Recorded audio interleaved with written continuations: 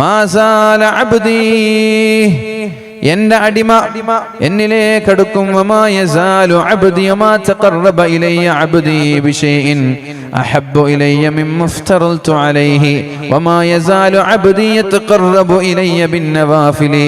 ഒരാൾ സുന്നത്തുകളൊന്നും കൈവെടിയാതെ സുന്നത്തുകൾ ജീവിതത്തിൽ പകർത്തിയാൽ, രാവിലെ എണീറ്റത് മുതൽ രാത്രി ഉറങ്ങുന്നത് വരെ ഒരു സുന്നത്ത് പോലും ഒരാളെ നഷ്ടപ്പെടുത്താതിരുന്നാൽ, രാവിലെ എണീക്കുന്നത് മുതൽ ഉറങ്ങുന്നത് വരെ സുന്നത്തുകൾ ജീവിതത്തിൽ ഒന്നുപോലും കൈവിടാതെ, ഹറാമുകൾ ചെയ്യാതെ, തെറ്റുകൾ ചെയ്യാതെ സൂക്ഷ്മതയോടെ ജീവിക്കുന്ന ഒരാളായി നമ്മൾ മാറിയാൽ, അല്ലാഹു തആല പറയുന്നുണ്ട്, ഹത്താ ഉഹിബ്ബ, അവനെ ഞാൻ സ്നേഹിക്കാൻ തുടങ്ങും. അല്ലാഹുവിന്റെ സ്നേഹം കിട്ടണമെങ്കിൽ നമ്മൾ തെറ്റുകളിൽ നിന്ന് മാറി നിന്ന് സുന്നത്തുകൾ ഒരുപാട് ചെയ്യണം. ഫഇദാ അഹ്ബബ്തുഹു, ഞാൻ ഒരാളെ ഇഷ്ടപ്പെട്ടാൽ, കുന്തു സമഅഹു അല്ലദീ യസ്മഉ ബിഹി, അയാളുടെ ചെവി ഞാനായി മാറും. ഇതാരാ പറയുന്നത്? അല്ലാഹു പറയുകയാണ്. ഒരു ഖുദ്സിയായ ഹദീസാണ് പ്രിയപ്പെട്ടവരെ, ഖുദ്സിയായ ഹദീസാണിത്. കുന്തു സമഅഹു അല്ലദീ യസ്മഉ ബിഹി, അയാൾ കേൾക്കുന്ന ചെവി അത് എന്റെ ചെവിയായി മാറും. പിന്നെയോ വബസറഹു അല്ലദീ യുബ്സിറു ബിഹി, അവൻ കാണുന്ന കണ്ണ് എന്റെ കണ്ണായി മാറും. അവന്റെ പിടിക്കുന്ന കൈ അത് എന്റെ കൈയായി മാറും. അവൻ നടക്കുന്ന കാല് അത് എന്റെ കാലായി മാറും. വഇൻ സഅലനി, അവൻ എന്നോട് എന്ത് ചോദിച്ചാലും ഞാൻ അവന് കൊടുക്കും. എന്നോട് അഭയം തേടിയാൽ ഞാൻ അയാൾക്ക് അഭയം നൽകുമെന്ന് പരിശുദ്ധ റസൂലുള്ളാഹി സ്വല്ലല്ലാഹു അലൈഹി വസല്ലം. പ്രിയപ്പെട്ടവരെ, ഈ ഹദീസിൽ നിന്ന് എന്താ നിങ്ങൾക്ക് മനസ്സിലായത്? ഈ ഹദീസിൽ നിന്ന് നിങ്ങൾക്ക് എന്താണ് മനസ്സിലായത്? എന്താ? നിങ്ങളിവിടെ ഇല്ലേ? ഇവിടെ ഉണ്ടോ? എന്താ നിങ്ങൾക്ക് മനസ്സിലായത്? അല്ലാഹു തആല ഖുദ്സിയായ ഹദീസിലൂടെ പറയുന്ന സ്വഹീഹുൽ ബുഖാരിയുടെ ഹദീസാണിത്. സ്വഹീഹുൽ ബുഖാരിയുടെ ഹദീസാ. എനിക്കും നിങ്ങൾക്കൊക്കെ നമ്മുടെ കണ്ണും നമ്മുടെ ചെവിയും നമ്മുടെ കൈയും നമ്മുടെ കാലും അള്ളാഹുവിൻ്റെതാക്കി മാറ്റാൻ പറ്റും. അങ്ങനെ അള്ളാഹുവിൻ്റെതാകുമ്പോഴാണ് നമ്മളൊരു വലിയായി മാറുന്നത്. എന്റെ കണ്ണ് അള്ളാഹുവിന്റെ കണ്ണായി മാറിയാൽ ഇവിടെ ഇരിക്കുന്ന നിങ്ങളുടെ ഖൽബ് വായിച്ചെടുക്കാൻ എനിക്ക് കഴിയും. കുപ്പിക്കകത്തുള്ള വസ്തുവിനെ പോലെ കാൺമാൻ ഞാൻ നിങ്ങളെ കൽബകം എന്നോവർ. എന്റെ കണ്ണ് അള്ളാഹുവിന്റെ കണ്ണായി മാറിയാൽ ഇവിടെ ഇരിക്കുന്ന നിങ്ങളുടെ ഖൽബ് ഞാൻ വായിച്ചു തരാം. തന്നതില്ല പരനുള്ളു കാട്ടുവാനൊന്നുമേ നരനുപായം ഈശ്വരൻ അല്ലാഹു തന്നിട്ടില്ല. ഖൽബ് വായിച്ചെടുക്കാൻ, ഹൃദയം വായിച്ചെടുക്കാനുള്ള വഴി അല്ലാഹു തന്നിട്ടില്ല. പക്ഷേ സുന്നത്തുകളെല്ലാം പെരുപ്പിച്ച് അല്ലാഹുവിന്റെ വലിയനെ പോലെ ജീവിച്ചാൽ പ്രിയപ്പെട്ടവരെ ഖൽബ് വായിക്കാൻ കഴിയും. കാരണം ഈ കണ്ണ് അല്ലാഹുവിന്റെ കണ്ണാണ്. അല്ലാഹുവിന് നമ്മുടെ ഖൽബ് വായിക്കാൻ പറ്റുമോ? മിണ്ടാത്ത അള്ളാഹിന് ഖൽബ് വായിക്കാൻ പറ്റൂലേ? എന്നാൽ നമ്മൾക്കും പറ്റും. കാരണം എന്താ? ഈ കണ്ണ് അല്ലാഹുവിന്റെ കണ്ണാണ്. ഈ ചെവി അല്ലാഹുവിന്റെ ചെവിയാണ്. ഈ കൈകൾ അല്ലാഹുവിന്റെ കൈകളാണ്.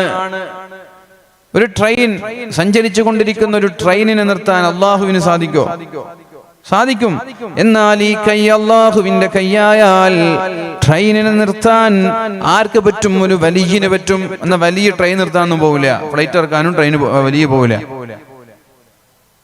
വലിയന് പറ്റും, വലിയന് സാധിക്കും. ഈ കൈ അല്ലാഹുവിന്റെ കൈയായി മാറിയാൽ തകർന്നു വീഴുന്ന ബിൽഡിങ്ങുകൾ പിടിച്ചു വെക്കാൻ പറ്റും. സഞ്ചരിക്കുന്ന ട്രെയിനിനെ നിർത്താൻ പറ്റും. പറക്കുന്ന ഫ്ലൈറ്റുകളെ നിർത്താൻ പറ്റും. ഈ കൈ അള്ളാന്റെ കൈയായി മാറണം. ഈ കൈ അള്ളാഹുവിന്റെ കൈയായി മാറും. വലിയാകുമ്പോഴാണ് ഈ കൈ അള്ളാന്റെ കൈയായിട്ട് മാറുക. പക്ഷേ ഒരു വലിയും സഞ്ചരിക്കുന്ന ട്രെയിനിനെ നിർത്താൻ പോവില്ല. ഒരു വലിയും പറക്കുന്ന ഫ്ലൈറ്റിന് നിർത്താൻ പോവില്ല. അള്ളാഹുവിന്റെ ഔലിയാക്കൾ കറാമത്തുകൾ കാണിക്കുന്നത് അത്യാവശ്യ ഘട്ടങ്ങളിലാണ്. മഹാനായ അജ്മീർ ഖാജ ശൈഖ് മുഈനുദ്ദീനുൽ ചിശ്തി അജ്മീരി ഖദ്ദസല്ലാഹു സിർറഹുൽ അസീസ് വളരെ ചെറുപ്പത്തിലെ ദീനിയായി ജീവിച്ച പ്രഗത്ഭനായ മഹാനാണ്, പണ്ഡിതനാണ്, സൂഫി വര്യനാണ്. മദീനയിൽ ഇരിക്കുമ്പോഴാണ് അല്ലാഹുവിന്റെ ഹബീബിന്റെ സ്വപ്നം കാണുന്നത്. നിങ്ങൾ ഇന്ത്യയിലേക്ക് പോകണം. അങ്ങനെയാണ് ഇന്ത്യയിലേക്ക് വരുന്നത്. ഇറാഖിൽ വളർന്ന ഒരാൾ ഇന്ത്യയിലേക്ക് കടന്നു വരുന്നത്. ഇന്ത്യയിലേക്ക് കടന്നു വന്ന് അജ്മീരിലേക്കാണ് എത്തുന്നത്. രാജസ്ഥാനിലെ രജപുത് ചൗഹാനാണെന്ന് ഭരിച്ചുകൊണ്ടിരിക്കുന്നത്. ആ സമയത്ത് ഇദ്ദേഹവും ഇദ്ദേഹത്തിന്റെ കൂടെയുള്ള കുറച്ച് അനുയായികളും അനാസാഗറിൽ നിന്ന്, അവിടെയുള്ള കുളത്തിൽ നിന്ന് വെള്ളം കോരിയെടുക്കുന്നത്, അംഗസ്നാനം വരുത്തുന്നതൊക്കെ കണ്ടപ്പോ അവിശ്വാസികളായ ആളുകൾക്ക് പ്രയാസം തോന്നി. അവര് പരാതി പറഞ്ഞു രാജാവിനോട്. രാജാവ് ഇദ്ദേഹത്തെ തടയാൻ വേണ്ടി അവിടേക്ക് കടന്നു വന്നു. രാജാവ് യുദ്ധം ചെയ്യാനും തടയാനും വന്നു. അദ്ദേഹം ഒന്നും മിണ്ടിയില്ല. ഇനി മേലാൽ ഇതിൽ നിന്ന് വെള്ളം എടുക്കരുത് എന്ന് പറഞ്ഞപ്പോ ഒരു പാത്രം കൊണ്ടുപോയി ഒരു പാത്രം വെള്ളമെടുക്കാൻ പറഞ്ഞു. ആ പാത്രം വെള്ളം എടുത്തപ്പോഴേക്കും ആ നാട്ടിലുള്ള എല്ലാ നദികളും എല്ലാ പുഴകളും കുളങ്ങളും കിണറുകളും വറ്റിയെന്ന് ചരിത്രത്തിൽ കാണുന്നുണ്ട്. അത് നിഷേധിക്കപ്പെടേണ്ട ഒരു ആവശ്യമില്ല. ഇത് കഴിയും അല്ലാഹുവിന്റെ വലിയന്. അങ്ങനെ വെള്ളമില്ലാതെ എല്ലാ വെള്ളവും വറ്റിയപ്പോഴാണ് മാപ്പ് ചോദിക്കണമെന്ന് രാജാവിനോട് നാട്ടുകാർ ആവശ്യപ്പെടുന്നത്. രാജാവ് മാപ്പ് ചോദിക്കുന്നതിന് പകരം സാഹിറന്മാരെ, മജീഷ്യന്മാരെ കൊണ്ടുവന്ന് അദ്ദേഹത്തെ ആക്രമിക്കാനാണ് ശ്രമം നടത്തുന്നത്. ആ ശ്രമം പരാജയപ്പെട്ടപ്പോഴാണ് രാജാവ് മാപ്പ് ചോദിക്കുന്നത്. നേരത്തെ എടുത്ത വെള്ളം അതേ കുളച്ചിൽ കൊണ്ടുപോയി ഒഴിക്കാൻ പറഞ്ഞപ്പോഴാണ് ആ നാട്ടിലുള്ള കിണറുകളിലും പുഴകളിലുമെല്ലാം വെള്ളം തിരിച്ചു കിട്ടിയത്. ഇതൊക്കെ വളരെ അംഗീകരിക്കപ്പെടുന്ന ഗ്രന്ഥങ്ങളിൽ വരെ എഴുതപ്പെട്ട സംഭവങ്ങളാണ്. ഓതന്റിക്കായ അക്കാഡമിക്സ് ഇത് എഴുതൂല. കാരണം അവരുടെ യുക്തി യോജിക്കാത്തത് കൊണ്ട് ഇനി അറിഞ്ഞാലും കണ്ടാലും അവരെഴുതി വെക്കൂല. അത് വേറെ വിഷയം. അപ്പൊ പ്രിയപ്പെട്ടവരെ, അല്ലാഹുവിന്റെ ഒരു വലിയ അത്യാവശ്യ ഘട്ടങ്ങളിലാണ് പ്രിയപ്പെട്ടവരെ ഇതുപോലെയുള്ള കറാമത്തുകൾ കാണിക്കുക. അമാനുഷികത എന്നതിന് പറയാ. ഞാൻ നിങ്ങളോട് ചോദിക്കട്ടെ, ഈ മനോഹരമായി നിങ്ങൾ വിരിച്ചു വെച്ചിരിക്കുന്ന ഇന്റർലോക്കിന്റെ ഇടയിൽ നിന്ന് ഒരു പശുക്കുട്ടിയെ പുറത്തു കൊണ്ടുവരണമെന്ന് പറഞ്ഞാൽ നിങ്ങൾക്ക് കൊണ്ടുവരാൻ സാധിക്കുമോ? കൊണ്ടുവരാൻ സാധിക്കുമോ? പറ്റോ? ഇല്ല. പക്ഷേ ഇവിടെ ഒരു വലിയുണ്ട് എന്ന് സങ്കല്പിക്കാം. മൂപ്പരിങ്ങനെ ഇതിനിടയിൽ നിന്ന് പശുക്കുട്ടി വരണമെന്ന് മൂപ്പര് പറയില്ല. പറയും ഏതൊരു ഘട്ടത്തിലെ ഇസ്ലാമിന് വെല്ലുവിളിക്കപ്പെടുന്ന ഒരു സാഹചര്യം വന്നാൽ നിങ്ങളുടെ റബ്ബിന് അങ്ങനെ ഒരു കഴിവുണ്ടെങ്കിൽ അത് കാണിക്കുക എന്ന് ഏതെങ്കിലും മുസ്ലിമീങ്ങളായ അവിശ്വാസികളായ ആളുകൾ വന്ന് ആവശ്യപ്പെടുമ്പോൾ ഒരുപക്ഷെ അവർ അല്ലാഹുവിനോട് ചോദിച്ചേക്കാം. അങ്ങനെയാണ് മഹാനായ സ്വാലിഹ് നബി അലൈഹിസ്സലാം വിജനമായ പാറക്കെട്ടുകളുടെ ഇടയിൽ നിന്ന് ഒരു ഒട്ടകക്കുട്ടിയെ കൊണ്ടുവരുന്നത്, ഒട്ടകത്തെ കൊണ്ടുവരുന്നത്. വിജനമായ പാറക്കൂട്ടത്തിൽ നിന്ന് എങ്ങനെയാണ് ഒരു ഒട്ടകം പ്രസവിക്കുക? പാറയ്ക്ക് ഒട്ടകത്തെ പ്രസവിക്കാനുള്ള കഴിവുണ്ടോ? യുക്തി വെച്ച് ചിന്തിക്ക്. ഉണ്ടോ? ഒരു പാറ എങ്ങനെയാണ് ഒരു ഒട്ടകത്തെ പ്രസവിക്കുന്നത്? പക്ഷേ ഇസ്ലാമിനെയും അല്ലാഹുവിനെയും വെല്ലുവിളിക്കുന്ന ഒരു സാഹചര്യമായതുകൊണ്ട് മഹാനായ സ്വാലിഹ് നബി അലൈഹിസ്സലാം അല്ലാഹുവിനോട് ആവശ്യപ്പെടുകയും അല്ലാഹു തആല പാറക്കൂട്ടങ്ങളിൽ നിന്ന് ഒട്ടകത്തെ പ്രസവിപ്പിക്കുകയും ചെയ്തു. ഒട്ടകം നടന്നുകൊണ്ട് മുന്നിലേക്ക് വന്നു. ഇതെന്തുകൊണ്ടാണ് നമ്മൾ വിശ്വസിക്കുന്നത്? ഖുർആനിൽ പറഞ്ഞു എന്ന കാരണത്താലാണ്. അല്ലെ?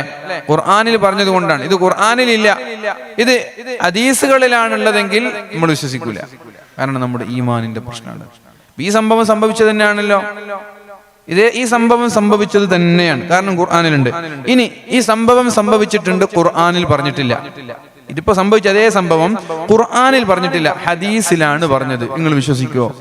സ്വഹീഹുൽ ബുഖാരിയിലില്ല, സ്വഹീഹ് മുസ്ലിമിലില്ല, പിന്നെ സിഹാഹു സിത്തയിലുള്ള ഒരു ദഈഫായ ഹദീസാണ്. പക്ഷേ ഈ സംഭവം സംഭവിച്ചതാണ്. ഉള്ളതില്ല ഒരു ദഈഫായ ഹദീസിലാണ്. നിങ്ങൾ വിശ്വസിക്കുമോ? വിശ്വസിക്കൂല. അതാണ് നമ്മുടെ ഈമാനിന്റെ പ്രശ്നം എന്ന് പറയുന്നത്.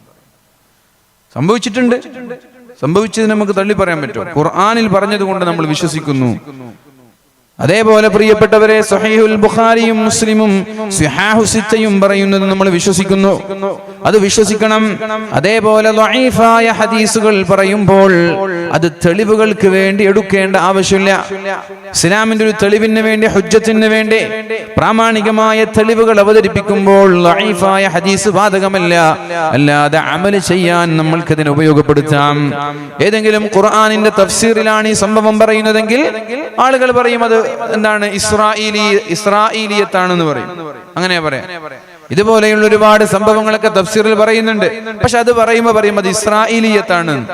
ഞാൻ ചോദിക്കട്ടെ, ആദം നബി അലൈഹിസ്സലാമിന്റെ കാലം മുതൽ അള്ളാഹുവിന്റെ ഹബീബിന്റെ കാലം വരെയുള്ള എല്ലാ കാര്യങ്ങളും നമ്മൾക്ക് ഖുർആനിൽ ഉൾപ്പെടുത്തിക്കാൻ സാധിക്കുമോ? പറ്റോ? ആദം നബിയുടെ കാലം മുതലുള്ള നബിത്തങ്ങളുടെ കാലം വരെയുള്ള എല്ലാ കാര്യങ്ങളും ഖുർആൻ ഉൾക്കൊള്ളിച്ചാൽ ഒരു 100 വാള്യം വേണ്ട ഒരു ഖുർആൻ സംക്ഷിപ്തമാണ്, ജാമിഉം മാനിയാണ്. 30 ജുസ്ഇൽ ഓൾമോസ്റ്റ് കാര്യങ്ങൾ ഉൾപ്പെടുത്തി, എല്ലാം ഉൾപ്പെടുത്താൻ ഖുർആനിൽ കഴിയില്ല. അതുകൊണ്ട് ഖുർആനിൽ പറഞ്ഞതേ ഞാൻ വിശ്വസിക്കൂ എന്ന് പറയുന്നത് അബദ്ധമാണത്, അബദ്ധമായ ചിന്തയാണത്. അപ്പോ തെളിവുണ്ട്, ഹദീസുണ്ട്, സ്വഹീഹുൽ ബുഖാരിയുടെ ഹദീസുണ്ട്. അള്ളാഹുവിന്റെ വലിയനെ കൈകൾ കൊണ്ട് തടഞ്ഞാൽ രോഗത്തിന് ശിഫ നൽകാൻ സാധിക്കുമെന്ന്. അല്ലാഹു തആല ഓരോ കാലഘട്ടത്തിലും ആ കാലഘട്ടത്തിന് ആവശ്യക്കാരായ പ്രവാചകന്മാരെയാണ് ഭൂമിയിലേക്ക് പറഞ്ഞേക്കുന്നത്. മൂസാ നബിയുടെ കാലത്ത് മജീഷ്യന്മാരായിരുന്നു, സാഹിറന്മാർ, സിഹർ ചെയ്യുന്ന മാരണക്കാരുടെ കാലം. മുതുകാടിനെ പോലെ കുറെ മാജിക് കാണിക്കുന്ന ടീമാണ് മൂസാ നബിയുടെ കാലത്തുണ്ടായത്. അപ്പൊ ആ കാലഘട്ടത്തിന് ആവശ്യമുള്ളൊരു പ്രവാചകനെ പറഞ്ഞയച്ചു. അവരെക്കാളും വലിയ മാജിക് ആര് കാണിച്ചു? മൂസാ നബി കാണിച്ചു. അവരുടേത് മാജിക് ആണെങ്കിൽ ഇത് റിയാലിറ്റി ആയിരുന്നു.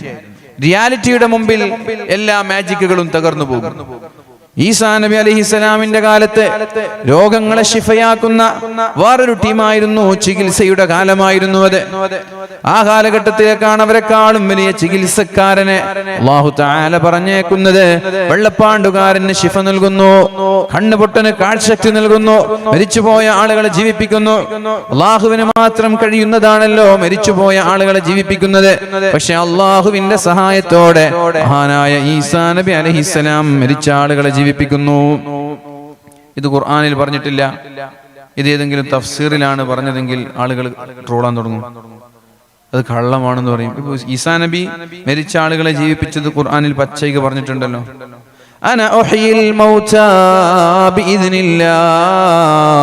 അള്ളാഹുവിന്റെ സമ്മതത്തോടെയാണ് ഞാൻ മരിച്ചുപോയ ആളുകളെ ജീവിപ്പിക്കുന്നത് എന്ന് ഈസാ നബി അലൈഹിസ്സലാം ഖുർആനിൽ പറഞ്ഞിട്ടുണ്ട്. ഇത് ഉള്ളതാണെന്ന് സമ്മതിച്ചില്ല, ഖുർആനിൽ ഉള്ളത് കൊണ്ട് ഇല്ലേ. ഇനി ഞാൻ ഈ സംഭവം ഇത് സംഭവിച്ച സംഭവമാണ്, പക്ഷെ ഇത് ഖുർആനിൽ പറഞ്ഞിട്ടില്ല. ഇത് ഏതെങ്കിലും തഫ്സീറിലാണ് ഈ വിഷയം പറഞ്ഞത് എങ്കിൽ എന്താ പറയാ, ഇത് ഇസ്രായേലിയത്താണ്, ഇത് കെട്ടുകഥയാണെന്നാണ് ആര് പറയാ? ഇന്നത്തെ പുത്തനാശയക്കാര് പറയാ, യുക്തിവാദികൾ പറയാ. സംഭവം സംഭവിച്ചിട്ടുണ്ട്, ഖുർആനിൽ പറഞ്ഞിട്ടുണ്ട്. ഖുർആനിൽ ഇതുപോലെ സംഭവിച്ച എത്രയോ സംഭവങ്ങൾ പറയപ്പെടാത്തതുണ്ട്, അത് തഫ്സീറിൽ ഉണ്ടാകും. അതിനെ യുക്തിവാദികൾ എന്ത് പറയും, അല്ലെങ്കിൽ പുത്തനാശയക്കാർ എന്ത് പറയും? അത് കെട്ടുകഥകളാണെന്ന് പറയും.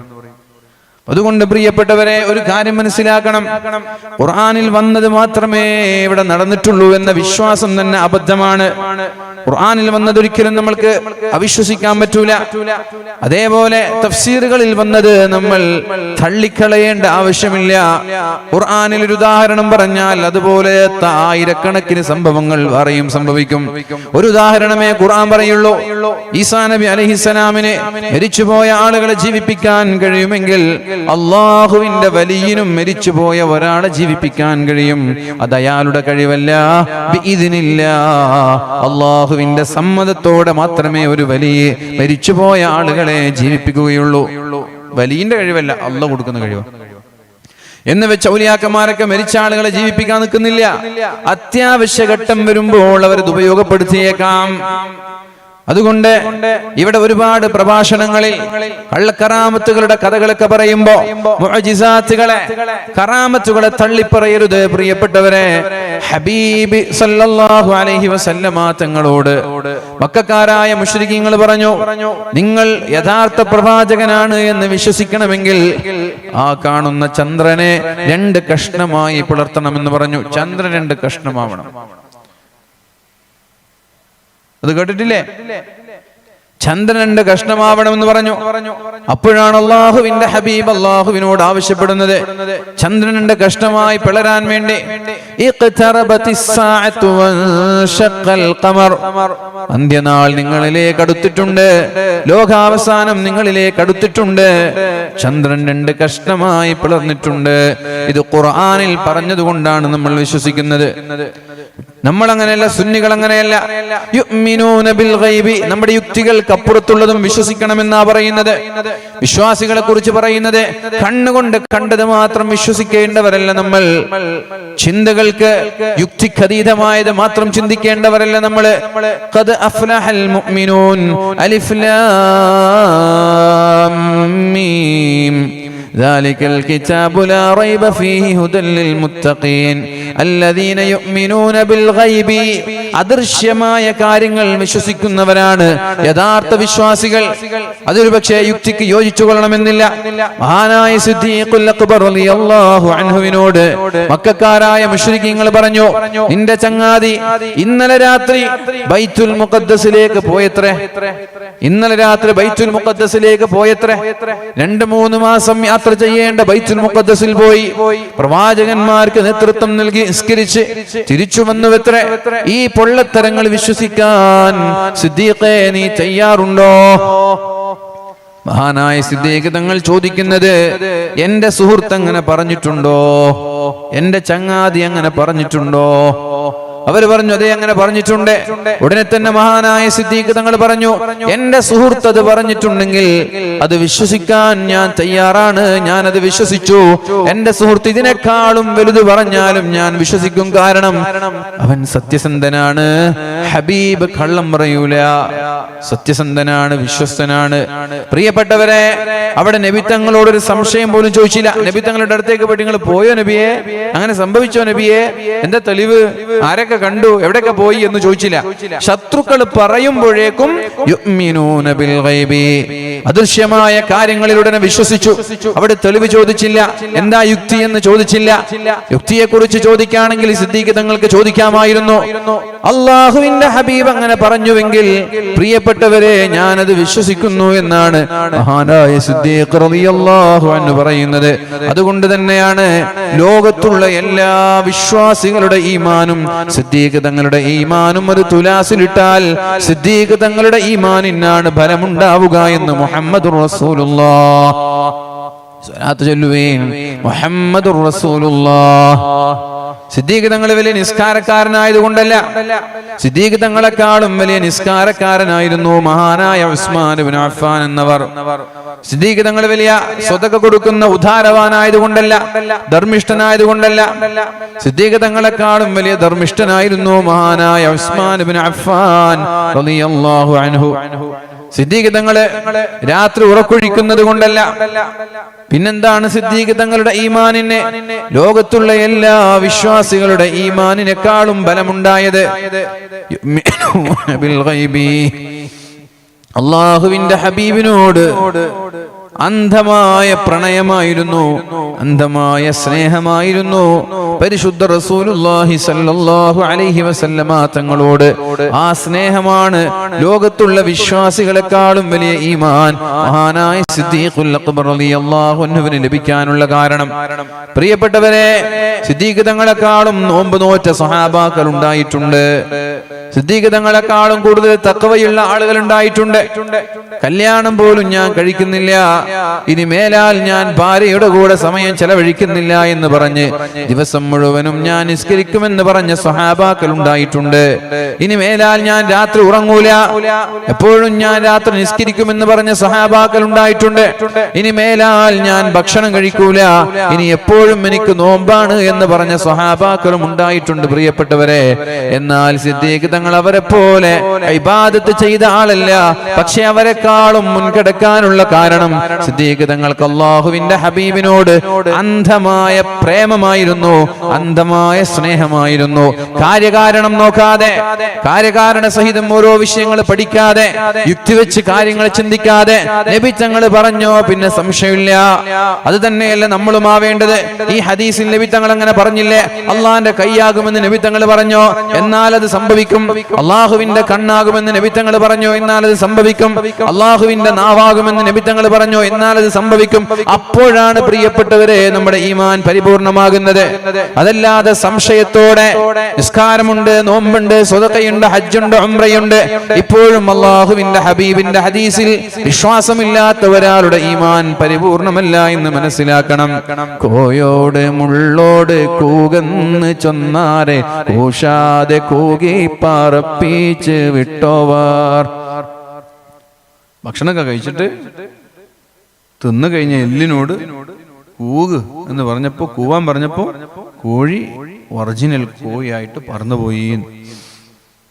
ആരുടേതാണ്? മഹാനായ അബ്ദുൽ ഖാദിർ അൽ ജീലാനി ഖദ്ദസല്ലാഹു സിർറഹുൽ അസീസ്. നിങ്ങൾക്ക് ഇതിൽ അത്ഭുതം തോന്നുന്നുണ്ടോ? അതേപോലെ തന്നെയല്ല ഈ കാലഘട്ടത്തിലുള്ള ഏതെങ്കിലും ഒരു വലിയ അങ്ങനെ ചെയ്തുകൂടാ എന്നെന്താ? ചെയ്തൂടെ? ഓരോ കാലഘട്ടത്തിലും അല്ലാഹു ഔലിയാക്കളെ പറഞ്ഞേക്കുന്നുണ്ട്, മുജദ്ദിദീങ്ങളെ പറഞ്ഞേക്കുന്നുണ്ട്. എല്ലാ കാലഘട്ടത്തിലും വലിയുണ്ട്. പച്ചത്തട്ടമിട്ട് നടക്കുന്നവരല്ല പ്രിയപ്പെട്ടവരെ വലിയാവണമെങ്കിൽ പച്ചത്തട്ടം വേണമെന്നില്ല, വലിയാവണമെങ്കിൽ കന്ധൂറ വേണമെന്നില്ല, വലിയാണെങ്കിൽ തലയിൽ തലപ്പാവ് വേണമെന്നില്ല, വലിയാണെങ്കിൽ നീട്ടിവെച്ച താടി വേണമെന്നില്ല. അള്ളാഹു ചില ആളുകൾക്ക് വിലായത്തിന്റെ പദവി നൽകുന്നത് അവരുടെ ജീവിതത്തിന്റെ സൂക്ഷ്മത നോക്കിയിട്ടാണ്. മഹാനായ അബ്ദുൽ ഖാദിർ അൽ ജീലാനി തങ്ങൾ ചെയ്തതുപോലെ നാവ് കൊണ്ട് മരിച്ചുപോയ ഒരു മനുഷ്യനോട് ജീവിക്കാൻ പറഞ്ഞാൽ, തിന്നുകഴിഞ്ഞ കോഴിയോട് കൂവാൻ പറഞ്ഞാൽ, ഇതൊക്കെ വളരെ സിമ്പിളാണ്, നിഷേധിക്കപ്പെടേണ്ട കാര്യങ്ങളല്ല. ഏതായാലും പ്രിയപ്പെട്ടവരെ, നമ്മൾ യുക്തിവാദികളുടെ നിരന്തരമായ പ്രചരണങ്ങളിൽ നിന്ന് നമ്മുടെ ഇസ്ലാമിനോടുള്ള കമ്മിറ്റ്മെന്റ് പോലും നഷ്ടപ്പെടുന്ന രീതിയിൽ, നമ്മൾ പോലും യുക്തിയെക്കുറിച്ച് ചിന്തിക്കുന്ന രീതിയിലേക്ക് നമ്മുടെ ബുദ്ധിയെ വിഖാന്തരം പ്രാപിക്കാൻ നമ്മൾ ഒരിക്കലും സമ്മതിക്കരുത്. നമ്മുടെ ബുദ്ധിയെ അവർക്ക് അടിമപ്പെടാൻ നമ്മൾ ഒരിക്കലും സമ്മതിക്കരുത്. മഹാനായ അല്ലാമ ഇഖ്ബാൽ പാടുന്നൊരു കവിതയുണ്ട്. ദേവൽ വലേ ശൗഖ് ജിസേ ലദ്ദത്തെ പർവാസ് कर सकता है वो दर्रा महो महर को ताराज दे वलवले शौक जिसे लद्दते परवाज कर सकता है वो दर्रा महो महर को ताराज. എന്ന് പറഞ്ഞാൽ ഒരാളുടെ ഖൽബിന്റെ അകത്തളങ്ങളിൽ പറക്കാനുള്ള തീവ്രമായ ആഗ്രഹമുണ്ടായാൽ, ഒരാളുടെ ഖൽബിന്റെ അകത്തളങ്ങളിൽ പറക്കണമെന്നുള്ള തീവ്രമായ ആവേശമുണ്ടായാൽ, തീവ്രമായ ആഗ്രഹമുണ്ടായാൽ, ഒരു ഡിറ്റർമിനേഷൻ ഉണ്ടായാൽ, പറക്കണം, ഉയരണം, പഠിക്കണം, ഉന്നതങ്ങളിൽ എത്തണമെന്നുള്ള ചിന്തയുണ്ടായാൽ,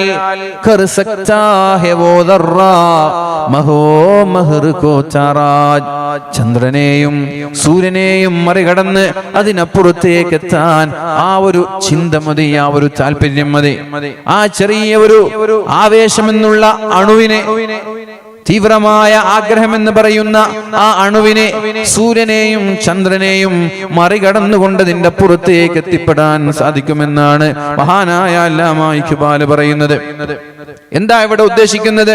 അല്ലാഹുവിന്റെ ഹബീബായ മുഹമ്മദുർ റസൂലുള്ളാഹി സ്വല്ലല്ലാഹു അലൈഹി വസല്ലമ തങ്ങളെ ജീവിതം മുഴുവനും പരീക്ഷണങ്ങളിലൂടെ ജീവിച്ച് പ്രയാസങ്ങൾ തിന്ന് അല്ലാഹുവിന് വേണ്ടി ത്യാഗം ചെയ്തപ്പോഴാണ് അല്ലാഹു ഇസ്റാ എന്ന് പറയുന്ന അത്ഭുതകരമായ ഒരു സഹായം നൽകുന്നത്.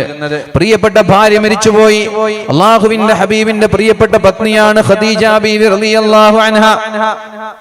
പ്രിയപ്പെട്ടവരെ, സഹോദരങ്ങളെ, നാളെ സ്വർഗ്ഗത്തിലെത്തിയാൽ സ്ത്രീകളുടെ നേതാവാണ് ഖദീജ ബീവി റളിയല്ലാഹു അൻഹ.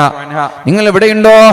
മുതല്ലിമീങ്ങളോട്, നാട്ടുകാരോട് പറയാനുള്ളത്, നാളെ സ്വർഗ്ഗത്തിലെത്തിയാൽ സ്ത്രീകളുടെ നേതാവാണ് മഹദിയായ ഖദീജ ബീവി റളിയല്ലാഹു അൻഹ. സ്ത്രീകളിൽ 4 ആളുകളാണ് പരിപൂർണതയിലെത്തിയത്. സ്ത്രീകളിൽ 4 ആളുകളാണ് പരിപൂർണതയിലെത്തിയത്. അതിലൊരാൾ പ്രിയപ്പെട്ടവരെ മഹദിയായ ഖദീജ ബീവി റളിയല്ലാഹു അൻഹയാണെന്ന് മുഹമ്മദുർ റസൂലുള്ളാഹ്. ഖദീജ ബീവി റളിയല്ലാഹു അൻഹയാണെന്ന് മുഹമ്മദുർ റസൂലുള്ളാഹ്. 4 സ്ത്രീകളാണ് പരിപൂർണതയിലെത്തിയത്. വേറെ ആരും പരിപൂർണതയിലെത്തിയിട്ടില്ല. എന്നാൽ നിങ്ങൾ വിഷയത്തിലേക്ക് വാ. ഖദീജ ബീവിക്ക് എന്ത് പ്രത്യേകതയാണുള്ളത്? ഒരു റക്അത്ത് പോലും ഖദീജ ബീവി നിസ്കരിച്ചിട്ടില്ല. നിസ്കാരക്കാർക്കാണ് പരിപൂർണതയെങ്കിൽ ഒരു റക്അത്ത് പോലും ഫർള് നിസ്കാരം ഖദീജ ബീവി നിസ്കരിച്ചിട്ടേ ഇല്ല. അല്ലേ? നിസ്കരിച്ചിട്ടുണ്ടോ? ഖദീജ ബീവി ഫർള് നിസ്കരിച്ചിട്ടുണ്ടോ?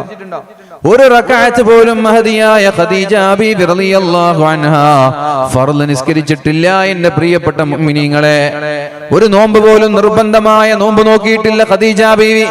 നിർബന്ധമായ ഒരു നോമ്പ് പോലും, റമളാനിലെ ഒരു നോമ്പ് പോലും മഹദിയായ ഖദീജ ബീവി റളിയല്ലാഹു അൻഹാ നോക്കിയിട്ടില്ല. നോക്കിയിട്ടുണ്ടോ? ഉണ്ടോ? ഇല്ല.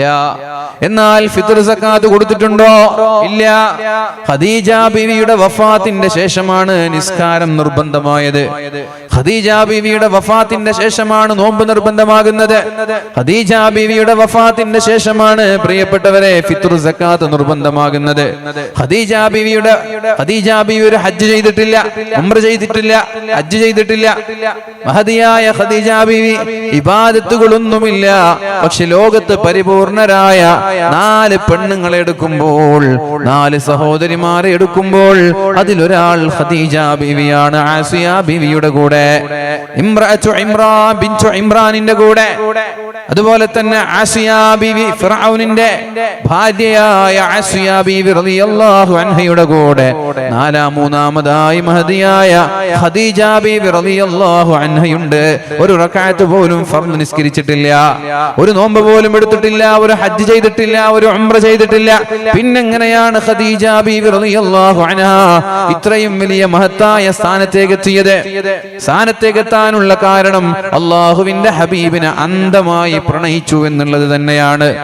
അന്ധമായി കാര്യകാരണം നോക്കാതെ, കാര്യകാരണ സഹിതം അന്വേഷിക്കാതെ, യുക്തി കൊണ്ട് ചിന്തിക്കാതെ, എന്റെ ഹബീബ് അല്ലാഹുവിന്റെ പ്രവാചകനാണെന്ന ചിന്തയോടെ നബി സല്ലല്ലാഹു അലൈഹി വസല്ലമ തങ്ങളെ അന്ധമായി വിശ്വസിച്ചു, അന്ധമായി പ്രണയിച്ചു, അന്ധമായി അനുകരിച്ചു എന്ന കാരണത്താൽ പ്രിയപ്പെട്ടവരെ ഖദീജ ബീവി ഉന്നതങ്ങളിലെത്തി. സ്ത്രീകളിൽ നിന്ന്, പുരുഷന്മാരിൽ നിന്ന് ഉന്നതങ്ങളിലേക്ക് എത്തിയത് സിദ്ദീഖാണെങ്കിൽ, പെണ്ണുങ്ങളിൽ നിന്ന്, സ്ത്രീകളിൽ നിന്ന് ഉന്നതങ്ങളിലേക്ക് എത്തിയത് ഖദീജ ബീവി റളിയല്ലാഹു അൻഹയാണ്.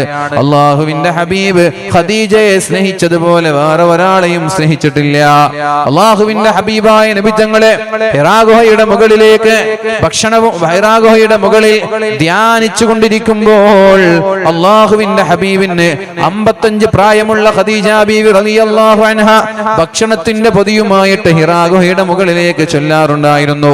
ഹിറാ ഗുഹ ആർക്കാണ് അറിയാത്തത്? എത്രത്തോളം സഞ്ചരിക്കണം ഹിറാ ഗുഹയിലേക്ക്? ഇന്നവിടേക്ക് നടന്നു പോകാൻ സ്റ്റെപ്പ് സംവിധാനം, സ്റ്റെയർ കേസ് പോലെ ബംഗാളികളും പാകിസ്ഥാനികളും കൂടി നടപ്പാതയുണ്ടാക്കിയിട്ടുണ്ട്. ആ കാലഘട്ടത്തിൽ സ്റ്റെപ്പുകളില്ല, പാറയിൽ കയറണം. വിജനമായ പാറയിലൂടെ 55 വയസ്സ് പ്രായമുള്ള ഖദീജ ബീവി റളിയല്ലാഹു അൻഹ ഭക്ഷണത്തിന്റെ പൊതിയുമായി അല്ലാഹുവിന്റെ ഹബീബിന്റെ മുന്നിലേക്ക് പോയി കൊടുക്കുമ്പോൾ ഒരു തവണ പോലും എന്തിനാണ് നിങ്ങൾ ഇവിടെ വന്നിരിക്കുന്നത് എന്ന് ചോദിച്ചിട്ടില്ല. എന്തേ നിങ്ങൾ എന്റെ കൂടെ ചെലവഴിക്കാത്തത് എന്ന് ചോദിച്ചിട്ടില്ല. എന്നെ മടുത്തോ എന്ന് ചോദിച്ചിട്ടില്ല. നമ്മുടെ പെണ്ണുങ്ങളോ 2 ദിവസം എന്തെങ്കിലും തിരക്കായാൽ, ഇപ്പൊ നിങ്ങൾക്ക് ഞങ്ങളെ വേണ്ടല്ലേ, ഇപ്പൊ ചങ്ങാതിമാര് മതി, ഇപ്പൊ പള്ളി മതി, ഇപ്പൊ ജോലി മതി എന്നിങ്ങനെ പറയുമ്പോൾ അല്ലാഹുവിന്റെ ഹബീബിന്റെ പ്രിയപ്പെട്ട പത്നി ഖദീജ ബീവി റളിയല്ലാഹു അൻഹ ഒരു ദിവസം പോലും നിങ്ങൾ എന്തിനാണ് ഇവിടെ ഇരിക്കുന്നത്, ഞാൻ ഇനി ഭക്ഷണം കൊണ്ടുവരൂല എന്ന പരാതി പറഞ്ഞിട്ടില്ല. ദിവസങ്ങളോളം ധ്യാനത്തിലിരുന്നിട്ട് മഹാനായ ജിബ്രീൽ അലൈഹിസ്സലാം പേടിപ്പിച്ചു വിട്ടപ്പോ അല്ലാഹുവിന്റെ ഹബീബ് കരഞ്ഞുകൊണ്ട് പേടിച്ചുകൊണ്ട് പോകുന്നത് ഖദീജയുടെ അടുത്തേക്കാണ്. സമ്മിലൂനി, എന്നെ ഒന്ന് അണച്ചു ചേർക്കണം ഖദീജ, എന്നെ ഒന്ന് ചേർത്ത് പിടിക്കണം ഖദീജ. അപ്പോൾ പോലും മഹദിയായ ഖദീജ ബീവി റളിയല്ലാഹു അൻഹ, നിങ്ങൾക്ക് അങ്ങനെ തന്നെ വേണം, വെറുതെ ഒരാവശ്യവുമില്ലാതെ നിങ്ങൾ ഒറ്റയ്ക്ക് പോയി ഹിറാ ഗുഹയുടെ മുകളിൽ ഇരിക്കുമല്ലോ എന്നല്ല പറഞ്ഞത്. എന്റെ പൊന്നാര ഭർത്താവേ, നിങ്ങൾ വിഷമിക്കണ്ട എന്നാ പറഞ്ഞത്. നിങ്ങൾ വിഷമിക്കണ്ട, നിങ്ങൾ ടെൻഷൻ അടിക്കരുത്, അല്ലാഹു നിങ്ങളെ ഒരിക്കലും കൈവിടൂല എന്റെ പൊന്നാര ഭർത്താവേ. കല്ലാ ലാ യുഖ്സീകല്ലാഹു അബദാ, അല്ലാഹു നിങ്ങളെ ഒരിക്കലും കൈവിടൂല എന്റെ പൊന്നാര ഭർത്താവേ. അല്ലാഹു നിങ്ങളുടെ കൂടെയുണ്ടാകും, അതുകൊണ്ട് ടെൻഷൻ വേണ്ട എന്ന് പറഞ്ഞ് അല്ലാഹുവിന്റെ ഹബീബിനെ ആശ്വസിപ്പിച്ച ആളാണ് ഖദീജ ബീവി. തന്റെ കയ്യിലുണ്ടായിരുന്ന സമ്പാദ്യങ്ങളെല്ലാം നബി തങ്ങൾക്ക് ഇനി മുതൽ ഖദീജ ദരിദ്രയാണ്, മുഹമ്മദ് ധനികനാണ് എന്ന് പറഞ്ഞിട്ട് തന്റെ കയ്യിലുണ്ടായിരുന്ന സർവ്വ സമ്പാദ്യങ്ങളും ഹബീബിന് നൽകിയവരാണ് മഹദിയായ ഖദീജ ബീവി റളിയല്ലാഹു അൻഹാ. നബി തങ്ങള് പട്ടിണി കിടന്നിട്ട് കരഞ്ഞപ്പോ, എന്തിനാണ് നബിയെ നിങ്ങൾ കരയുന്നത്? അപ്പോഴാണ് അല്ലാഹുവിന്റെ ഹബീബായ നബി തങ്ങൾ പറയുന്നത്, ഖദീജ, എനിക്ക് പട്ടിണി കിടന്ന് ശീലമുണ്ട് ഖദീജ. എന്നാൽ സമ്പന്നയായ കുടുംബത്തിൽ ജീവിച്ച് സമ്പന്നയായ കുടുംബത്തിൽ വളർന്ന നിനക്ക് പട്ടിണി കിടന്ന് ശീലമില്ലല്ലോ ഖദീജ. എന്റെ കൂടെ കൂടിയതിന്റെ പേരിലല്ലേ നീ ഇങ്ങനെ കഷ്ടപ്പാട് അനുഭവിക്കുന്നത് എന്ന് പറഞ്ഞപ്പോ നബി തങ്ങളോട് പറഞ്ഞത്, നബിയേ, എന്റെ സമ്പാദ്യം മുഴുവനും നിങ്ങളുടേതല്ല നബിയേ, എന്റെ സമ്പാദ്യം എന്റേതല്ല, അത് നിങ്ങളുടേതല്ല നബിയേ എന്ന് പറഞ്ഞ് അള്ളാഹുവിന്റെ ഹബീബിനെ ആശ്വസിപ്പിച്ച ഖദീജ ബീവി. ആ ഖദീജ ബീവി വഫാത്തായപ്പോഴാണ് അള്ളാഹുവിന്റെ ഹബീബ് മാനസികമായും ശാരീരികമായും തളർന്നു പോയത്. ദുഃഖം സഹിക്കാൻ കഴിഞ്ഞില്ല. പ്രിയപ്പെട്ട പത്നി വിട പറഞ്ഞപ്പോ അല്ലാഹു തആല ഒരു പരിഹാരം പറഞ്ഞു കൊടുത്തില്ല. ആ സമയത്താണ് പ്രിയപ്പെട്ടവരെ തന്റെ കുടുംബക്കാര് ത്വായിഫിലുണ്ട്, അവരെ കണ്ടാൽ അവരെന്നെ സ്വീകരിക്കുമെന്നുള്ള പ്രതീക്ഷയോടെ ശത്രുക്കളുടെ ശർറിൽ നിന്ന്, അക്രമങ്ങളിൽ നിന്ന്, പീഡനങ്ങളിൽ നിന്ന് എന്റെ കുടുംബക്കാരായ ത്വായിഫുകാരെന്നെ രക്ഷപ്പെടുത്തുമെന്നുള്ള പ്രതീക്ഷയോടെ റസൂലുള്ളാഹി സ്വല്ലല്ലാഹു അലൈഹി വസല്ലമ തങ്ങൾ എവിടെ പോയി? നേരെ ത്വായിഫിലേക്ക് പോയി. ത്വായിഫിൽ നിന്ന് നിരന്തരമായ കൂക്കുവിളികളും പരിഹാസങ്ങളും അള്ളാഹുവിന്റെ ഹബീബിനെതിരെയുള്ള കല്ലേറുകളുമാണ് ലഭിച്ചത്. കാലിൽ നിന്ന് രക്തമൊഴുകി നബി തങ്ങൾ ബോധം കെട്ടു വീണു. കുടിക്കാൻ പോലും വെള്ളം നൽകിയില്ല. നിരാശനായി തിരിച്ചു വരുമ്പോൾ മക്കക്കാരായ ആളുകൾ അള്ളാഹുവിന്റെ ഹബീബിനെ മക്കയിലേക്ക് കയറാൻ സമ്മതിച്ചില്ല.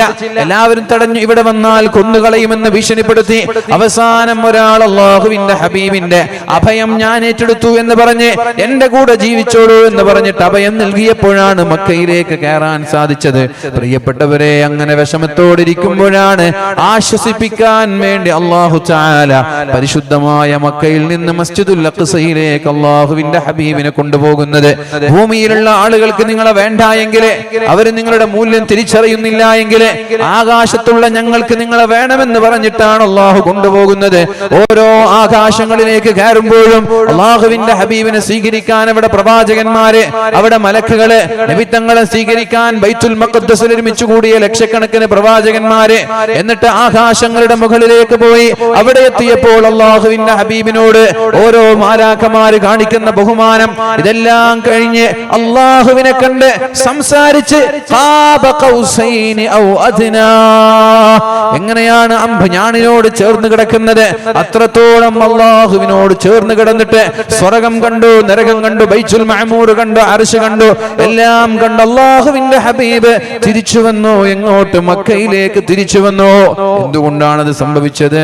ഡിറ്റർമിനേഷൻ ആണ്. ആളുകളെല്ലാം കൈയൊഴിഞ്ഞപ്പോ, ആളുകളെല്ലാം എഴുതി തള്ളിയപ്പോ അല്ലാഹുവിന്റെ ഹബീബിന് അല്ലാഹുവിലേക്ക് എത്തണമെന്നുള്ള അധമ്യമായ സ്നേഹമാണ്, അങ്ങനെയുള്ള ആഗ്രഹമാണ് അല്ലാഹുവിന്റെ സൂര്യനും ചന്ദ്രനുമെല്ലാം കടന്ന് അല്ലാഹുവിന്റെ മുന്നിലേക്ക് എത്താൻ പരിശുദ്ധ റസൂലുള്ളാഹി സ്വല്ലല്ലാഹു അലൈഹി വസല്ലമ തങ്ങളെ പ്രേരിപ്പിച്ചത്. അതാണ് ഇവിടെ മഹാനായ അല്ലാമ ഇഖ്ബാൽ പാടുന്നത്.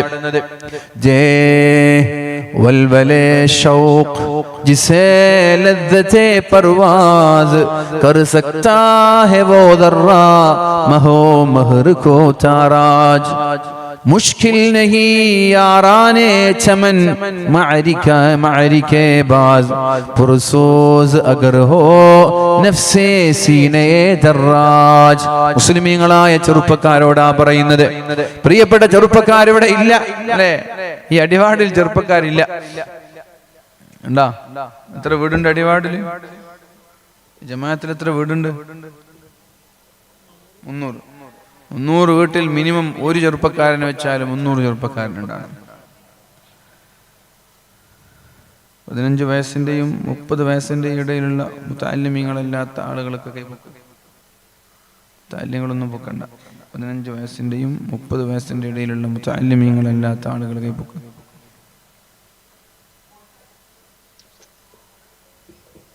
ഓക്കെങ്കില്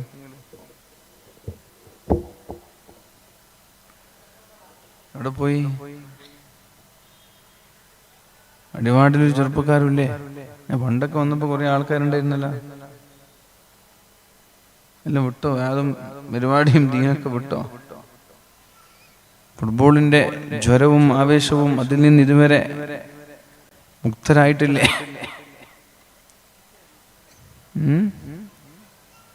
मुश्किल नहीं याराने चमन मारिके बाज पुरसोज अगर हो नफ्से सीने दर्राज ചെറുപ്പക്കാരെ മുഷ്കിൽ നഹി യാറാനെ ചമൻ ഒരു തോട്ടമാകുമ്പോൾ അവിടെ ഒരുപാട് പക്ഷികൾ ഉണ്ടാകും ബാസ് എന്ന് പറയുന്നത് രാജകിളി ഫാൽക്കൺ പക്ഷി രാജകിളി ഉണ്ടാകും അവിടെ തത്തമ്മകൾ ഉണ്ടാകും കാക്കകൾ ഉണ്ടാകും ഫാൽക്കണുകൾ ഉണ്ടാകും ഈഗകൾ ഉണ്ടാകും ആനറാഞ്ചി പക്ഷി എന്നൊക്കെ പറയാറില്ലേ അങ്ങനെ പല പക്ഷികളും ഉണ്ടാകും ഒരു തോട്ടത്തിൽ മുഷ്കിൽ നഹി യാറാനെ ചമൻ ഓ തോട്ടത്തിലുള്ള സുഹൃത്തുക്കളെ അതൊരു പ്രയാസമല്ല അസാധ്യമല്ല മഅരികെ ബാസ് രാജകിളി എന്ന് പറയുന്ന പക്ഷികളുടെ തലതൊട്ടപ്പനായ രാജകിളി പക്ഷികളുടെ രാജാവ് ഫാൽക്കണിനെ തോൽപ്പിക്കുക എന്നുള്ളത് ഫാൽക്കണിനോട് യുദ്ധം ചെയ്യുക എന്നുള്ളത് വലിയൊരു പ്രയാസമുള്ള കാര്യമല്ല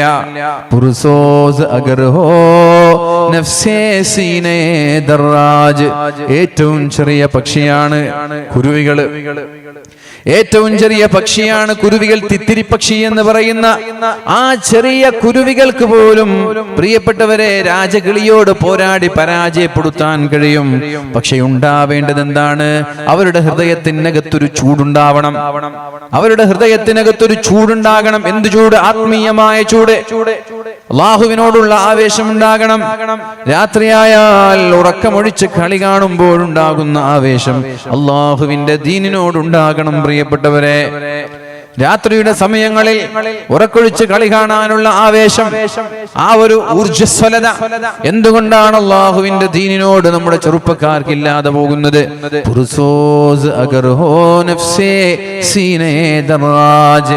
ആ തിത്തിരി പക്ഷിയുടെ കുരുവികളുടെ കൽബിന്റെ അകത്തളങ്ങളിൽ ഹൃദയത്തിന്റെ അകത്തളങ്ങളിൽ ആരോടും ഞാൻ കീഴ്പ്പെടൂല ആർക്കും ഞാൻ വിട്ടുവീഴ്ച ചെയ്യൂല ഒരാൾക്കും ഞാൻ അടിമപ്പെടിയെടുക്കൂല ഒരാളുടെയും താഴെ ഞാൻ നിൽക്കൂല എന്ന ആ ഊർജ്ജസ്വലമായ ചിന്തയുണ്ടെങ്കിലേ തോട്ടത്തിലുള്ള എത്ര ചെറിയ പക്ഷികൾക്കും വലിയ വലിയ ആനറാഞ്ചി പക്ഷികളെ വരെ തോൽപ്പിക്കാനുള്ള കഴിവുണ്ടാകുമെന്നാണ് മഹാനായ അല്ലാമാ ഇഖ്ബാൽ പാടുന്നത് 313 സഹാബാക്കള് ബദറിന്റെ രണാങ്കണത്തിലേക്ക് പോകുമ്പോൾ ഞങ്ങൾ 313 പേരല്ലേ ആയിരങ്ങളോട് ഞങ്ങൾ എങ്ങനെയാ യുദ്ധം ചെയ്യുക എന്നവർ തീരുമാനിച്ചിരുന്നുവെങ്കിൽ ആയുധങ്ങളില്ല അവരുടെ കൂടെ അംഗബലമില്ല പടക്കോപ്പുകളില്ല പടക്കുതിരകളില്ല പടച്ചട്ടകളില്ല എങ്ങനെയാണ് വലിയ സൈന്യം ഇവരുടെ 3 ഇരട്ടിയുണ്ട് 300ന്റെ 3 ഇരട്ടിയുണ്ട് 3 ഇരട്ടിയുമായി വരുന്ന യോദ്ധാക്കളായ ആയുധങ്ങളുമായി കടന്നു വരുന്ന ആ ശത്രുക്കളോട് ഞങ്ങൾ എങ്ങനെ യുദ്ധം ചെയ്യും ഞങ്ങളില്ല എന്ന് പറഞ്ഞ് അവരുടെ കൽബിനകത്ത് ചൂടില്ലായിരുന്നുവെങ്കിൽ പ്രിയപ്പെട്ടവരെ ഇന്ന് ഈ പരിശുദ്ധമായ ഇസ്ലാം നമ്മൾക്ക് ലഭിക്കുമായിരുന്നില്ല തിത്തിരി പക്ഷിയുടെ കൽബിനകത്തുള്ള ചൂടാണ് ആവേശമാണ് ആ എന്തൂസിയാസമാണ് എനർജറ്റിക് ആയിട്ടുള്ള അവരുടെ ചിന്തകളാണ് ആയിരങ്ങളാണെങ്കിൽ 1000 പതിനായിരങ്ങളാണെങ്കിൽ 10000 ഞങ്ങളുള്ളവരെ വെച്ച് അവരോട് പോരാടുമെന്നുള്ള അവരുടെ ഡിറ്റർമിനേഷനാണ് ആയിരങ്ങളെ തോൽപ്പിച്ചോടിച്ചത് ആ ഒരു ഡിറ്റർമിനേഷൻ പ്രിയപ്പെട്ടവരെ ഒരാൾക്കും ഞങ്ങൾ തോറ്റുകൊടുക്കൂല ഒരാൾക്കും ഞങ്ങൾ അടിമപ്പണിയെടുക്കൂല ഞങ്ങൾ ദീനിന്റെ കാവൽ ഭടന്മാരാകുമെന്നുള്ള ചിന്തയാണ് നമ്മുടെ പ്രിയപ്പെട്ട ചെറുപ്പക്കാർക്കുണ്ടാവേണ്ടത് നാവക് ഹേ മുസൽമാൻ ഹദഫ് ഉസ്കാ ഹേ സുറയ്യ നാവക് ഹേ മുസൽമാൻ ഹദഫ് ഉസ്കാ ഹേ സുറയ്യ ഹേ സിർറെ സറാ പർദേ ജാൻ നുക്താ മിഅറാജ് नावक है मुसलमान हदफ उसका है सुरैया है सिर्रे सरा पर्दे जान नुक्ते मिअराज അല്ലാമാ ഇഖ്ബാലിന്റെ മൂന്നാമത്തെ വരിയാണിത് മുസൽമാൻ എന്ന് പറയുന്നത് അസ്ത്രങ്ങളാണ് അമ്പുകളാണ് മുസ്ലിം എന്ന് പറയുന്നത് നാവക് ഹേ മുസൽമാൻ മുസൽമാൻ നാവക് ഹേ മുസൽമാൻ അസ്ത്രങ്ങളാണ് മുസൽമാൻ അമ്പുകളാണ്. ആ അമ്പുകളുടെ ലക്ഷ്യം ഏതെങ്കിലും മരങ്ങളല്ല, ആ അമ്പുകളുടെ ലക്ഷ്യം പറന്നു പോകുന്ന പക്ഷികളല്ല. ഹദഫ് ഉസ്കാഹേ സുറയ്യ, സുറയ്യ എന്ന് പറയുന്ന നക്ഷത്രമാണ് ആ അമ്പിന്റെ ലക്ഷ്യം എന്ന് പറയുന്നത്. മുസ്ലിമീങ്ങളായ നമ്മുടെ ലക്ഷ്യം ഏതെങ്കിലും കൊച്ചു കൊച്ചു ലക്ഷ്യങ്ങളാവാൻ പാടില്ല. ആകാശങ്ങളെ കീഴടക്കണമെന്നുള്ള ലക്ഷ്യമാണ് ഉണ്ടാവേണ്ടത്. പ്രിയപ്പെട്ടവരെ, ഏകദേശം ക്രിസ്താബ്ദം 850 ശേഷമാണല്ലോ അബുൽ അബ്ബാസ് ഫർനാസ് എന്ന് പറയുന്ന വളരെ പരിശുദ്ധമായ ഇസ്ലാമിലെ പ്രഗൽഭനായ പണ്ഡിതൻ ഏകദേശം 10-15 മിനിറ്റോളം നേരം വായുവിലൂടെ പറന്നത്. റൈറ്റ് സഹോദരന്മാര് ഫ്ലൈറ്റ് കണ്ടുപിടിക്കുന്നതിനു മുമ്പേ, റൈറ്റ് സഹോദരന്മാര് ഫ്ലൈറ്റ് കണ്ടുപിടിക്കുന്നത് 1000 ചില്ലാനം വർഷങ്ങൾക്ക് ശേഷമാണ്. ഏകദേശം 1500കളിലോ 1600കളിലോ ആണ് ഇവരെ ഫ്ലൈറ്റ് കണ്ടുപിടിക്കുന്നതിന്റെയും 500 വർഷങ്ങൾക്ക് മുമ്പേ ആര് ഫ്ലൈറ്റുമായി ബന്ധപ്പെട്ട ചർച്ചകൾ ഇവിടെ നടന്നിട്ടുണ്ട്. ആരിൽ നിന്ന്? മുസ്ലിമീങ്ങളിൽ നിന്ന്. അബുൽ അബ്ബാസ് ഫർനാസ് എന്ന് പറയുന്ന പ്രഗൽഭനായ ഒരാൾ, പ്രിയപ്പെട്ടവരെ, ഒരു സയന്റിസ്റ്റ് ആയിരുന്നു അദ്ദേഹം പരിശുദ്ധമായ ഖുർആനിന്റെ ആയത്തുകൾ ശിരസാവഹിച്ച് അതിൽ നിന്ന് ഊർജം കണ്ടെത്തി അവരുടെ ഖൽബിലേക്ക് ആ ചൂട് കടന്നിട്ട് അവര് 15 മിനിറ്റ് നേരം പറന്നു പോയിട്ടുണ്ട്, വായുവിലൂടെ പറന്നിട്ടുണ്ട്. എപ്പോഴാണ് പറന്നതെന്നറിയോ? ജുമാ നിസ്കാരത്തിന് നേതൃത്വം നൽകിയിട്ട് മഅമൂമായി വന്ന വിശ്വാസികളോട് പറഞ്ഞു, ഞാനൊരു സയന്റിഫിക്കൽ ഒരു ഇന്നോവേഷൻ കാണിക്കാൻ പോവുകയാണ്, പുതിയൊരു കണ്ടുപിടുത്തം കാണിക്കാൻ പോവുകയാണ്. അങ്ങനെ വിശ്വാസികളായ ആളുകളോട്, പള്ളിയുടെ ഉസ്താദാണ് സയൻസിന് നേതൃത്വം നൽകുന്നത്, പള്ളിയുടെ ഉസ്താദാണ് സയൻസിന് നേതൃത്വം നൽകുന്നത്. ഇന്ന് പള്ളിയുടെ ഉസ്താദുമാർ സയൻസ് പഠിക്കരുത് എന്ന ചിന്തയിലേക്ക് നമ്മൾ മാറി. ഉസീ ഖുർആൻ മേ ഹേ അബ് തർകേ ജഹാൻ കി തഅലീം जिसने मुअमिन को बनाया महो परवीन का अमीर. മറ്റൊരു വരിയാണ് അദ്ദേഹത്തിന്റെ. ഉസീ ഖുർആൻ മേ ഹേ അബ് തർകേ ജഹാൻ കി തഅലീം. ഈ പറയപ്പെട്ട ഖുർആനിൽ തന്നെയാണ് ദുനിയാവിന്റെ സുഖങ്ങളെല്ലാം വെടിഞ്ഞിട്ട് പള്ളിയുടെ മെഹ്റാബിൽ തസ്ബീഹ് മാല പിടിച്ച് ഇരിക്കണമെന്നുള്ള മെസ്സേജ് ഉള്ളത്. ഇസീ ഖുർആൻ മേ ഹേ അബ് തർകേ ജഹാൻ കി തഅലീം. ദുനിയാവിന്റെ വികസനങ്ങളിൽ നമ്മൾക്ക് പങ്കില്ല, എവിടെയുണ്ടാകുന്ന വിപ്ലവങ്ങളിൽ നമ്മൾക്ക് പങ്കില്ല. മുസ്ലിമീങ്ങൾ അതിനോടൊന്നും ചേർന്ന് നിൽക്കേണ്ടവരല്ല. നമ്മളൊരു ഖുർആനും ഹദീസും പഠിച്ച് ഏതെങ്കിലും പള്ളിയിൽ വഅദ് പറയേണ്ടവരാണ്. MBBS മേഖലയിൽ നമ്മൾ വേണ്ട, എഞ്ചിനീയറിംഗ് മേഖലയിൽ നമ്മൾ വേണ്ട, സിവിൽ സർവീസ് മേഖലയിൽ നമ്മൾ വേണ്ട, അഡ്വക്കേറ്റുമാരായിട്ടുള്ള LLB-യും LLM-ഉം പഠിക്കുന്നവരിൽ നമ്മൾ വേണ്ട. അങ്ങനെ വെറും ഒരു മതം മാത്രം പഠിക്കുന്നവരായി മതി എന്ന ചിന്താഗതി എവിടെ നിന്നാണ് ഇന്നത്തെ പണ്ഡിതന്മാരെടുത്തത്? ഇസീ ഖുർആൻ മേ ഹേ അബ് തർകേ ജഹാൻ കി തഅലീം. ഉന്നതങ്ങളിലേക്ക് പറക്കുന്ന റൈറ്റ് സഹോദരന്മാര് ഫ്ലൈറ്റ് കണ്ടുപിടിക്കുന്നതിനു മുമ്പേ നമ്മൾ ഫ്ലൈറ്റ് കണ്ടുപിടിക്കണമായിരുന്നു. നമ്മുടെ അനാസയാണ്, നമ്മുടെ അശ്രദ്ധയാണ്. കാരണം നമ്മൾക്ക് പറയാനുള്ളൊരു പിതാവുണ്ട്. നമ്മുടെ ആരാണ് ഫ്ലൈറ്റിന്റെ പിതാവെന്ന് ചോദിക്കുമ്പോ പറയുന്നത് തന്നെ റൈറ്റ് സഹോദരന്മാരെന്നാണ്. എന്നാൽ അവർക്കും മുമ്പ് 15 മിനിറ്റോളം വായുവിൽ പറക്കാനുള്ള ഒരു ശ്രമം നടത്തിയ അബുൽ അബ്ബാസ് ഫർനാസ് നമ്മുടെ പിതാവാണ്, മുസ്ലിമാണ്, പള്ളിയുടെ ഇമാമായിരുന്നു. എവിടെ നിന്നാണ് ഊർജം കിട്ടിയത്? പരിശുദ്ധമായ ഖുർആനിൽ നിന്നാണ്. ആ ഊർജം നമ്മൾ ഫോളോ ചെയ്ത് അതിന് തുടർച്ചയായി പഠനവും റിസർച്ചും നടത്തി ഒരു 100 വർഷത്തിനുള്ളിൽ പ്രിയപ്പെട്ടവരെ നമ്മൾ കണ്ടെത്തണമായിരുന്നു ഫ്ലൈറ്റ്. പക്ഷേ തെരേ സൂഫേ അഫ്റംഗി തെരേ ഖാലേ ഇറാനി ലഹോ മുജ്കോ റുലാത്തി ഹേ ജവാനോ കി തനാസാനി. സുഖലോലുപത വന്നപ്പോ നമ്മുടെ ചെറുപ്പക്കാരെല്ലാം മടിയന്മാരായി മാറി. നമ്മളിരിക്കുന്ന കസേര, നമ്മളിരിക്കുന്ന സോഫ സെറ്റ് യൂറോപ്പിൽ നിന്ന് കൊണ്ടുവന്ന ഫർണിച്ചറുകളിലാണ് നമ്മൾ ഇരിക്കുന്നത്. പേർഷ്യയിൽ നിന്ന് കൊണ്ടുവന്ന, ഇറാനിൽ നിന്ന് കൊണ്ടുവന്ന പ്രിയപ്പെട്ടവരെ കാർപ്പറ്റിലൂടെയാണ് നമ്മൾ നടക്കുന്നത്, പരവതാനിയിലൂടെയാണ് നമ്മൾ നടക്കുന്നത്. ഇത്രയൊക്കെ സുഖങ്ങളും സൗകര്യങ്ങളും എല്ലാം നമ്മൾക്കുണ്ടായിട്ട് ലഹോ മുജ്കോ റുലാത്തി ഹേ ജവാനോ കീ തനാസാനി. എന്റെ പ്രിയപ്പെട്ട ചെറുപ്പക്കാരുടെ അലസത കാണുമ്പോൾ കണ്ണിലൂടെ ചോര വരികയാണ്, കണ്ണുനീർത്തുള്ളിയല്ല, ചോര വരികയാണ്. ആരാ പറയുന്നത്? അല്ലാമ ഇഖ്ബാലെ. എപ്പോ? ഏകദേശം 1940കളിൽ ജീവിച്ച അല്ലാമ ഇഖ്ബാല പാടുന്നത്. എന്റെ കണ്ണിലൂടെ കടന്നു വരുന്നത് രക്തത്തുള്ളിയാണ്, കണ്ണുനീർത്തുള്ളിയല്ല. ഇത്രയൊക്കെ സാമ്പത്തികമായ അഭിവൃദ്ധി ഉണ്ടായിട്ട്, സൗകര്യങ്ങൾ ഉണ്ടായിട്ട്, അധികാരമുണ്ടായിട്ട് അതിനെ ഉപയോഗപ്പെടുത്താതെ അലസന്മാരും മടിയന്മാരുമായി ജീവിക്കുന്നത്. പഠിക്കാൻ നമ്മൾ തയ്യാറല്ല. ആരും പഠിക്കുന്നില്ല. സുഖലോലുപതയിൽ അഭിരമിച്ച് ജീവിക്കാൻ.